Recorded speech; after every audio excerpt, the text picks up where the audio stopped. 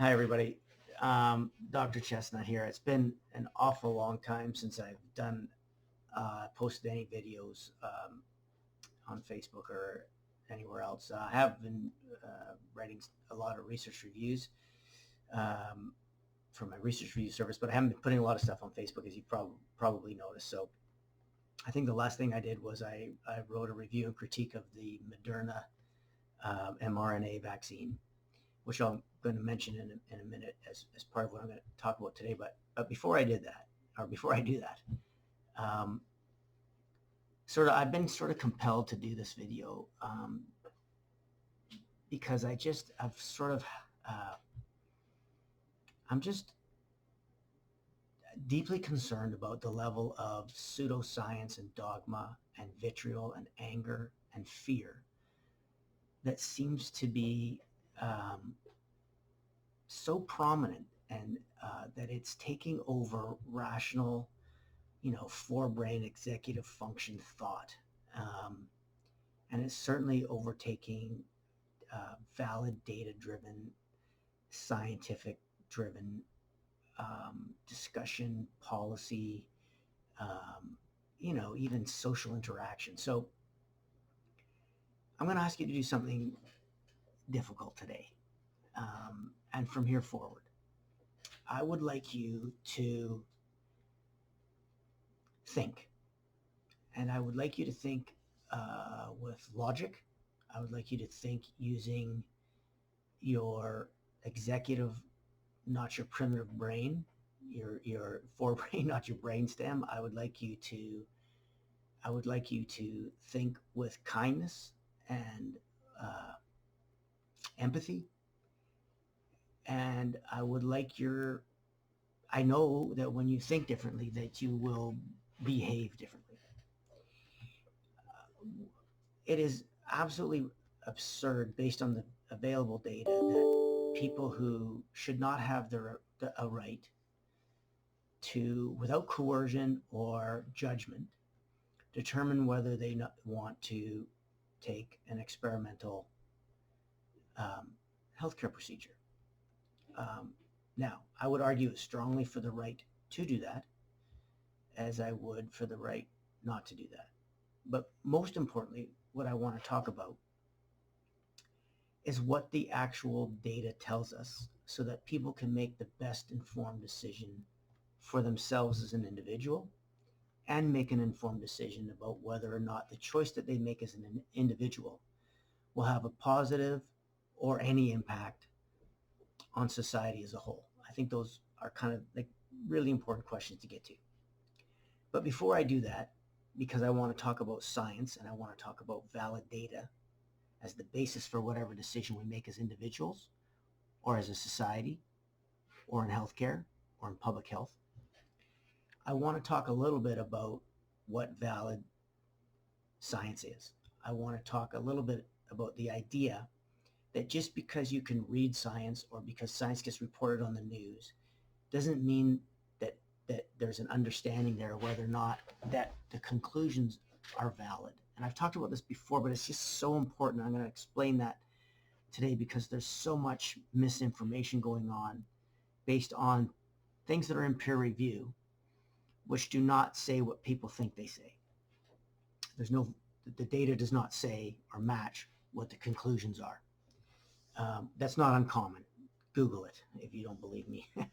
Just look it up at how common that is. But anyway, the most important thing about science is data. It's the quality of the data determines everything after the collection of that data. Now, once you collected that data, you can do all kinds of spurious things to it.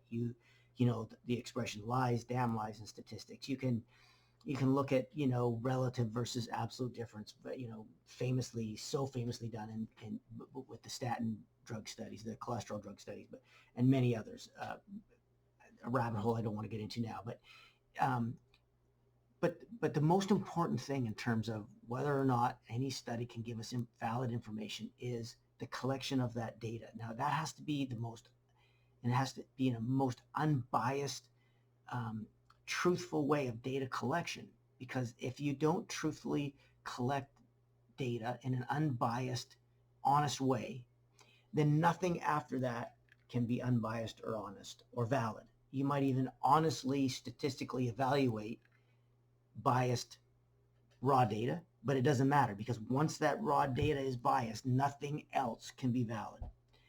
And that's really important. So before I get into this, I'm going to hopefully that you can see this, this is the study published in Lancet out of Israel that makes a claim. Now it's a retrospective observational study, which that alone should give us pause. But anyway, it's the study which is being quoted all over as providing evidence that the mRNA vaccines prevent infection and transmission of COVID illness, infection from the COVID virus. They prevent infection. That's the claim they've made. Now that has tremendous implications in terms of public health policy regarding vaccine distribution, not only in for ourselves, but around the world. So I'll get to that later. But you'll remember that, and you'll see on Facebook where I wrote a critique of the Moderna mRNA study and the Pfizer mRNA vaccine, virtually identical results. So what they did in that study was they defined the endpoint not as an infection, but as a symptomatic infection. And I mentioned that. You can read through it. I'm not going to get too much into it. But anyway, at the end of the study, what they did, by the way, was they did have access to testing everybody, because they did test everybody before they got their first dose, and they tested everybody before they got their second dose. So they had the ability to test for infection, but they did not test anybody at the endpoint because they didn't measure whether or not the vaccines could prevent infection. They only measured whether or not they could prevent symptomatic infection. And so the data was, although there's only, I think, 196 people who reached the endpoint out of 30,000, which isn't very many to apply to 7 billion people on the planet in terms of generalizability, but nonetheless, the relative risk, even the absolute, and if you're just looking at that endpoint, was pretty impressive. That it seemed quite, I think it was a rational, based on the data, it was a rational conclusion to say that those who received the vaccine had a very statistically and sort of clinically relevant reduction in severe illness. But there was no data on whether or not the vaccine prevented infection or transmission, right? So meaning that there was no evidence at all that the vaccine provided or conferred immunity, therefore no evidence at all that the vaccine could add to herd immunity, right? And there's been so much false information and false claims about that, but I just want to make it very clear. Go back and read the studies. There is no valid evidence that any herd immunity could be achieved with vaccination because the vaccines did not confer immunity. They did not prevent infection and transmission. That's why Dr. Fauci and everybody else was saying, even after you've been vaccinated, you still have to wear a mask because you could still transmit and you could still get it, okay? But your chance of getting seriously ill once you were vaccinated were less, which made this a tremendous, as I said, wow, let's get this into the care homes and to the high-risk population as soon as possible. That was, I thought, a rational conclusion based on that study. The fact that it was not fully approved, that it was emergency use, fine, because there were some people who were at real severe risk from COVID who could easily be identified and targeted, and that made sense to me, and that's what I talked about. But one of the things I warned about in the conclusion of my review of the Moderna study was I said there was a couple of things that we have to keep in mind here based on science. One was, at that time, there was already, tens and tens of millions of people who had already been infected, meaning that we were going to start a vaccination program into a population of which there was already quite significant herd immunity. So it would make no sense then to claim that that introducing that vaccine was responsible for herd immunity because there was already quite a high level of herd immunity, number one. And number two, the vaccine wasn't shown to stop infection and transmission, therefore it could not add to or contribute to herd immunity. So what I said was, based on the data from that study, what we should see is that infections stay the same, but hospitalizations and deaths are reduced by about 95%, 89% in people over 60, I think it was, and about 95% in people under. Based on the data, that's what we should have seen. So anyway, but one of the things I warned about was, I said, look, there's billions and billions of dollars at stake here for the people making these vaccines. So one of the things we can't let anybody do is we can't let them, after the fact, when they had every chance, every opportunity, if they wanted it, to test whether or not those vaccines prevented infection and transmission, but they chose not to. Or maybe they chose just not to publish that part because they're allowed to do that. I can't say, I don't know. But I do know for a fact they had every opportunity to test everybody at the end of that study, or every 2 weeks even during the study period after they'd received their second vaccine, to determine whether or not it prevented infection, and they chose not to. They had the ability because they tested everybody before the first and second dose, but they chose not to.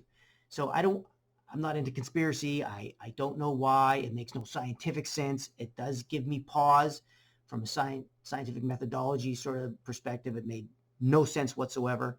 However, nonetheless, I'm not going to speculate. That's not what scientists do. But they do ask questions. Why didn't you test everybody to see if they were infected when you had the chance in a controlled trial? So one of the things I warned was, once that vaccine gets out into the population, which many of which are already immune because the infection was so widespread already, let's not allow them to go back and use observational retrospective data to claim that it's stopping the spread of infection. It was one of the things I warned about. So lo and behold, this study comes out of Israel, and Israel is pretty interesting. Israel is a country that was having, a lot of infection, and they made a deal with Pfizer countrywide to make a deal with Pfizer that Pfizer would be the only vaccine in Israel. And what they did was they got enough vaccine from Pfizer to basically highly vaccinate. So what happened in Israel was they vaccinated, I think about 80% of the population, almost. It was very high. So after they'd fully vaccinated, meaning 2 doses in the proper time frame, unlike what's happening everywhere else, so good for them, of this vaccine, they decided to go back retrospectively and say, well, let's look now in a real world example, they like to say, which is fair enough. But there's some other real world things that we're going to have to talk about. And they said, well, now let's compare the people who have been vaccinated with people who haven't been vaccinated. So, and then they said, none of these people knew they were in a study. There was no control group. So the rules of science are very clear. A retrospective observational study can never, ever, ever, ever, ever be used to claim a causal relationship between any intervention and any outcome. That's just the rules. That's why no drug ever will ever get approved ever based on an observational study like the one they did in Israel.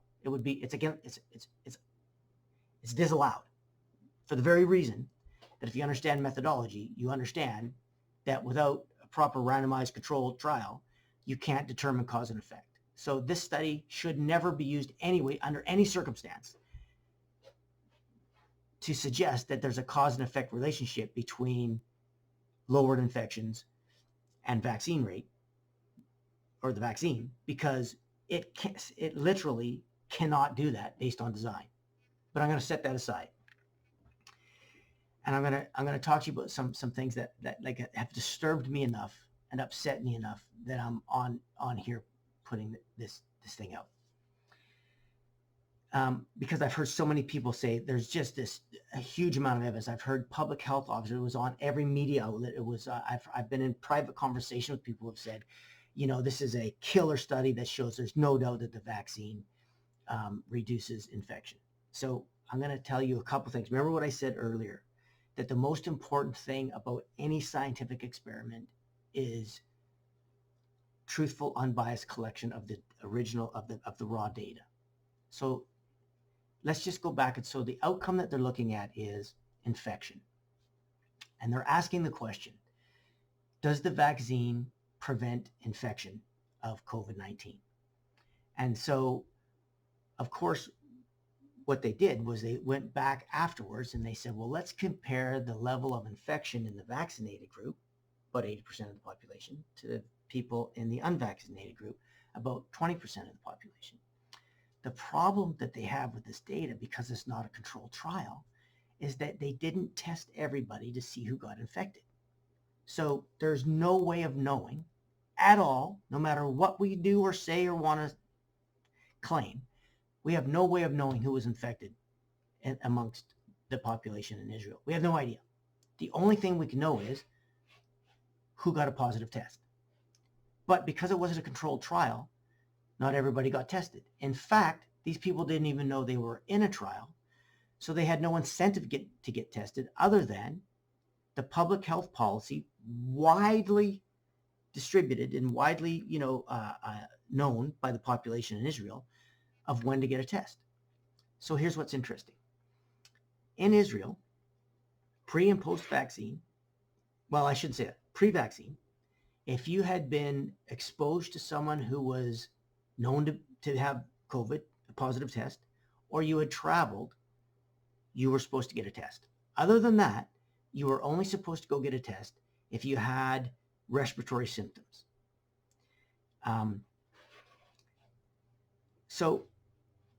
But after the vaccine campaign, if you'd been fully vaccinated, you didn't need to go get a test if you'd been exposed to somebody known to have COVID or if you had traveled.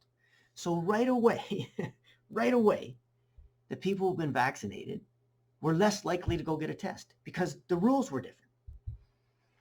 It gets worse. I mean, this is junk science at its best, ladies and gentlemen. It's shocking to me that this has been used to make a claim of a causal effect of reduction of infection from the vaccine. So first of all, we have that bias in data collection. And understand this, that the only test that they have available to them, the only way they can determine who was infected and who wasn't, were by people who, not knowing they were in a study, voluntarily went to get a test. And the Ministry of Health sort of regulations for who should go get tested were, if you weren't vaccinated, travel, exposure to someone who was known to be infected, or respiratory symptoms. If you were vaccinated, respiratory symptoms, that's it, because you didn't have to go, even if you were known to be exposed, you didn't have to go get a test. So right away, there's a change in the likelihood of getting a test. But it gets even more ridiculous if you think about this for a second. It is an a priori assumption going into this study and in general, based on the Moderna study that I reviewed and the Pfizer study, that if you get vaccinated, you have about a 95% chance of not getting serious illness. And in fact, a very high statistical chance that you'll be infected and not know, that you'll be infected with either extremely mild symptoms or no symptoms at all. Meaning that, right, it would, based on the Israeli Ministry of Health policy of who should get tested, anybody who was vaccinated who got infected and had mild or no symptoms would never show up in the study. So I just want you to understand that there is no possible way to know, based on who tested positive, right, whether or not that represents a true number of infections. And in fact, it's almost certain that it doesn't, that is a vast underestimation of the number of infections, especially in the vaccinated group, not the unvaccinated group, meaning that it's so biased from the outset that it's meaningless in terms of data. It's absolutely meaningless, not to mention the fact that Israel had gone through a high levels of infection. So we also don't know, before the vaccine is even distributed, who has been infected and who hasn't been. So when you put those things together, I want you to understand that there is no scientifically valid data at all in any way to determine a causal relationship between getting vaccinated and less chance of being infected. But the worst part is, the way they report this, number one, on the front page, they reported it as it reduced infection, that it showed that it reduced infection. It didn't.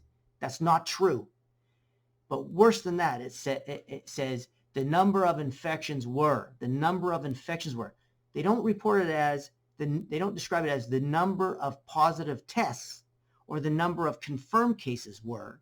They write it as the number of cases were, so that the casual reader of this will think that that number represents the actual number of cases that occurred, when in fact it's not that at all. And that's probably a huge part of why people who don't understand research who read this actually believe that it's validated to show that it reduced infection, and it didn't. And why do I care so much? I care so much because these are the ultimate questions regarding the policy we have with the COVID vaccine we have. The most important question, first question is this: does the COVID vaccine represent an evidence-based way to reduce severity of illness? And I would say the answer to that is yes. The next question is the COVID vaccine, based on the data, valid data we have,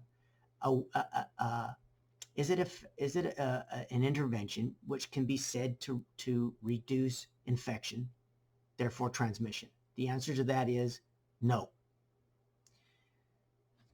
So that describes now with data that is unequivocally correct what I just said. Unequivocally, provably correct. The next question is, does COVID represent a deadly illness for the population? Or does COVID represent a deadly illness for a identifiable proportion of high-risk individuals in the population? This is an incredibly important question to ask. This is one of the most important scientific questions to ask regarding any public health policy with COVID, especially a vaccine that's experimental, that has only got emergency use authorization. So the answer to that question, the second question, is it a deadly disease for the population or for an identifiable select high-risk few? And the answer to that, based on CDC data, based on what's published in the Lancet about that data, based on if you go to Oxford University's risk calculator, everybody knows who's actually read the data, the real science knows that COVID does not represent a deadly illness for the entire population, despite how much effort there has been to create fear, which disgusts me, by the way. By the way, it also disgusts me to say that COVID's not serious or that it's a hoax. That's just equally disgusting.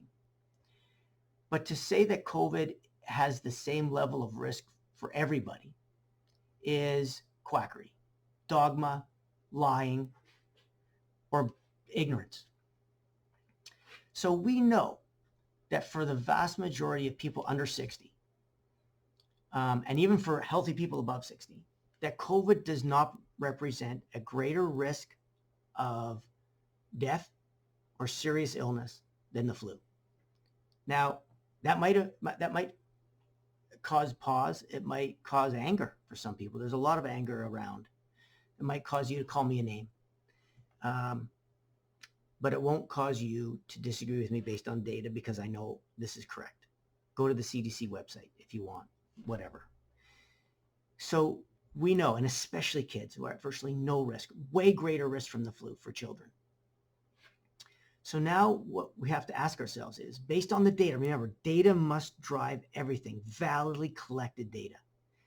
So based on the data, even the World Health Organization just came out and said it doesn't make any sense to vaccinate kids because they're at no risk and they're not going to protect anybody else anyway because it doesn't stop transmission. So why are we giving all these, basically rich country kids a vaccine when there's a bunch of poor, high-risk people in other countries who can't get vaccine? It's disgustingly unethical and immoral. And at the same time, we've got people trying to scare people saying, oh, kids, oh my gosh, there's more hospitalizations. We got to go. The number of hospitalizations from COVID is less than hospitalizations from almost any other illness right now, or even from anxiety and depression, a million other things, or from car accidents or whatever else. And also, hospitalizations are are artificially elevated because of the fear. Most people who have a kid with a runny nose and a fever never take them to the hospital, but during COVID, because they're afraid their kid's going to die because they've been lied to, hospitalizations are artificial, but they're not even up that much. It's just, none of this is proper evidence-based, information. It just drives me nuts. So anyway, so now we have an intervention, a vaccine, that is effective at reducing serious illness, but not infection. We have a population that as a whole is not at risk of serious illness from infection, but we have a targeted group that is at risk of serious illness from infection. So the question now is, based on the available data, is the COVID vaccine we have, does the data suggest that that's an intervention that should be given through a mass immunization campaign of the entire population? Or does the data suggest that this is an intervention that should be given to targeted individuals who are at risk and then spread throughout the world in an ethical way to everyone who can be identified as at risk, and that the rest of the people who are not at risk, this should be a voluntary individual decision about whether or not they want to get that vaccine or give it to their children, that there should be no coercion, that there should be no suggestion that getting the vaccine as an individual makes you altruistic and helps others, because it can only protect you. And it makes no sense to criticize people who choose not to get it. It makes no sense to have a vaccine passport, because a vaccinated individual is no less risk to anybody than an unvaccinated individual. And an unvaccinated individual is of no greater risk to anybody than a vaccinated individual, because the vaccine does not stop transmission. So passports are ridiculous. Not to mention the idea of injecting children with an experimental vaccine on the idea that's good to protect adults. How could we get to this point if it's not by removing the ability of our forebrains to think logically and ethically and getting into our fear-based brainstem? How could we explain the idea that we're willing to give a vaccine that's experimental to children? By the way, there was no children in the original studies, and now the studies that have come out, they're not even, I mean, they're so small. And basically this was decided before, as a press release, not even from the peer-reviewed published study, it was already decided to start giving it to kids. So how did we get here where we're actually willing to subject our children to this when the data says they're not going to protect others anyway and they're at no risk? But even if they could protect others, who would actually like to stand up and say they're willing to put children at risk from an unknown risk? We don't know what the risk is. I'll be honest. We don't know. I'm not saying we know there's risk, but we don't know there isn't risk. So who's willing to subject children to that and think it's a moral public health policy or even logical? It's certainly not evidence-based, but it's certainly not moral either. And to say that we know these vaccines are safe and effective is a lie, especially for children, but we don't know. They're not even fully approved yet. So that's not true. That's a lie. It's not true to say we know for sure what all the risks are, but it's not true to say we know there are none. So I'm just making a plea, and I know it's been a long one, to please let's use real science, real data to make real evidence-based, logical, ethical healthcare policy decisions. It's what I've been asking from the beginning. And let's, as individuals, have less anger, less fear, more rational discussion, and let's certainly not pretend that that we have all the data available where we could actually criticize someone's individual healthcare decision about whether or not they choose an experimental vaccine. That's repugnant and immoral. Thank you.